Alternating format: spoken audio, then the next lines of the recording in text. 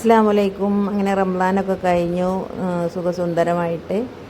അപ്പോൾ പെരുന്നാളും കഴിഞ്ഞു, അറുനോൽമ്പും കഴിഞ്ഞു. ഇനി ചക്കയും ചക്കക്കൂട്ടാനൊക്കെ ആയിട്ട് അങ്ങനെ പോവാം.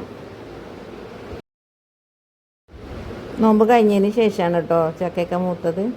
ഇത് ചക്ക മൂത്തോന്ന് അറിയാൻ വേണ്ടിയിട്ടാണ്. നമ്മളൊന്ന് കൊത്തുമ്പം പാലും വെള്ളം കൂടി ഇങ്ങനെ ഒഴുകി വരുന്നതാണ് മൂത്തത്. അല്ലെങ്കിൽ പശ അങ്ങനെ അങ്ങനെ കട്ട് ചെയ്ത് കൂട്ടാൻ ഉണ്ടാക്കാൻ വേണ്ടിയിട്ട് ഇടുകയാണ്. താഴെ തന്നെയാണ് ചക്ക ഉള്ളത്. ഇടാനൊക്കെ നല്ല സുഖമാണ്. നോമ്പിന് ഒന്ന് രണ്ടെണ്ണമൊക്കെ പഴുത്ത് ചാടി. അത് ഞങ്ങൾ തിന്നു, അയലക്കത്തേക്കും എല്ലാവർക്കും കൊടുത്തു. പിന്നെ ഇപ്പം അത് പച്ചട്ടിട്ട് കൂട്ടാൻ വെക്കുകയാണ്. ചക്കക്കാലം മാങ്ങാക്കാലമൊക്കെ ആകുമ്പോൾ ചക്കയും മാങ്ങയും കൂടുതൽ കഴിക്കുക, അരി ഭക്ഷണമൊക്കെ കുറച്ച് കുറയ്ക്കുക. ചക്കയിലൊക്കെ നല്ല പോഷക ഗുണങ്ങളൊക്കെ ഉണ്ട്. പിന്നെ ഷുഗറാർക്കും പ്രഷറാർക്കും എല്ലാവർക്കും കഴിക്കാൻ പറ്റിയ സംഭവമാണ് ചക്കയും മാങ്ങയൊക്കെ.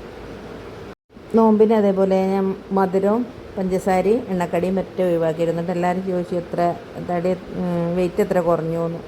ഞാൻ 3 കിലോ കുറഞ്ഞിട്ടോ നോമ്പിന്. ഇനിയിപ്പോൾ കൂടൂല എന്ന് പറയാൻ പറ്റില്ല, എന്നാലും മധുരമൊന്നും കൂട്ടണില്ല. പെരുന്നാളിൻ്റെ അന്ന് മധുരമൊക്കെ കൂട്ടിയിട്ടോ. ഫ്രൂട്ട് സാലഡ് കഴിച്ചു, പായസം കഴിച്ചു. ഇതൊക്കെ മധുരമല്ലേ, ഒരു മാസം കഴിക്കാതെ അന്ന് കഴിക്കുമായിരുന്നു. അപ്പോൾ ചക്കയൊക്കെ ഇട്ട് കൂട്ടാൻ വെച്ചു.